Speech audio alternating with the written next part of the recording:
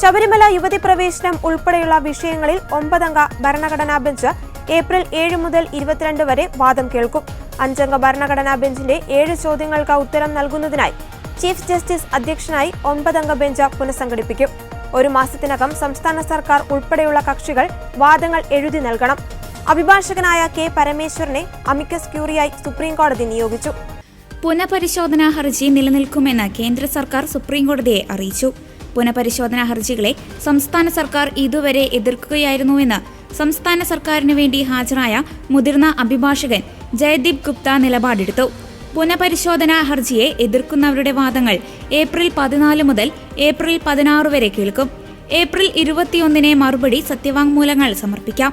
April 22-ഓടുകൂടി വാദം അവസാനിപ്പിക്കാനാണ് സുപ്രീംകോടതിയുടെ തീരുമാനം. 9-അംഗ ബെഞ്ചിലെ അംഗങ്ങളെ ചീഫ് ജസ്റ്റിസ് പ്രത്യേക ഉത്തരവിലൂടെ വിവരങ്ങൾ അറിയിക്കും. വിധി പുനഃപരിശോധിക്കുന്നതിനെ കേന്ദ്ര സർക്കാർ പിന്തുണയ്ക്കുന്നുവെന്ന് സോളിസിറ്റർ ജനറൽ തുഷാർ മേത്ത അറിയിച്ചിരുന്നു. ഇനി സംസ്ഥാന സർക്കാരിന്റെ നിലപാടായിരിക്കും പ്രധാനം. സ്ത്രീ പ്രവേശനത്തെ അനുകൂലിച്ച് 2007-ൽ VS അച്യുതാനന്ദന്റെ നേതൃത്വത്തിലുള്ള സർക്കാർ സുപ്രീംകോടതിയിൽ നിലപാട് അറിയിച്ചിരുന്നു. പിന്നീട് ഉമ്മൻചാണ്ടി സർക്കാർ ഇതിനെ എതിർത്തെങ്കിലും 2018-ൽ പിണറായി വിജയൻ സർക്കാർ സ്ത്രീ പ്രവേശനത്തെ അനുകൂലിച്ച നിലപാടാണ് സുപ്രീംകോടതിയെ അറിയിച്ചത്. ഇതിന് പിന്നാലെയാണ് കോടതി നിർണായക വിധി പുറപ്പെടുവിച്ചിരുന്നത്. നിലവിലെ രാഷ്ട്രീയ പശ്ചാത്തലത്തിൽ വിഷയത്തിൽ സംസ്ഥാന സർക്കാർ കോടതിയിൽ എന്ത് നിലപാടായിരിക്കും സ്വീകരിക്കുക എന്നത് നിർണായകമാണ്. പഴയ നിലപാടിൽ തുടരുമോ അതോ സ്ത്രീ പ്രവേശനത്തെ എതിർക്കുമോ എന്നതാണ് ഉറ്റുനോക്കുന്നത്.